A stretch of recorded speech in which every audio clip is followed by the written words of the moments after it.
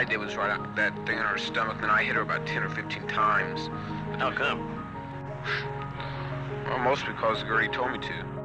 She refused food. We tried to give her soup every once in a while and stuff like that, and she wouldn't take it. Well, how about these scratch marks on her stomach? Who put them on her? I did. Why? Well, Gertie just thought of it. She said, since you branded us, we're going to brand you. So she itched in with a pen, and I went over it. She showed me how to do it, and then I went over it. I did it. Did you ever use any hot irons on her? No. Yeah, that 3 in her stomach, I did half of that. And Shirley Ann did the other half. Where'd the S come from?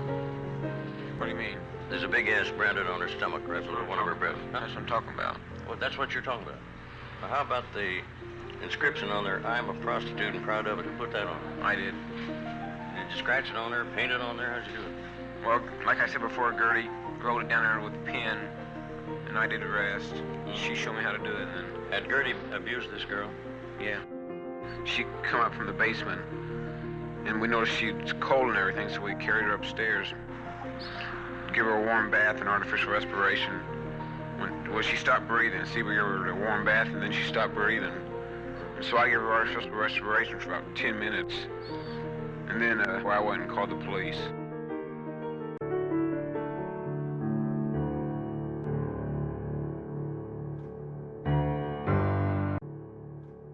I did never beat that girl.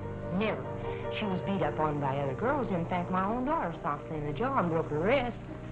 And so, I mean, there you go. And girls around the neighborhood beat her up, bloodied her nose. One girl broke her nose, in fact, I think. Were you ever in contact with the police on any of these occasions? Well, in the last 2 weeks, in fact, I think if you talk to my daughters, I'd ask them that the children's father and I are divorced. And he's a policeman in Beach Grove, or was. And I've asked the girls repeatedly, call their dad and ask them what to do. And in fact, I asked Jenny, I said, Jenny, and I told Sylvia, I said, Sylvia, I'm going to have to call the police or somebody because I can't have the responsibility.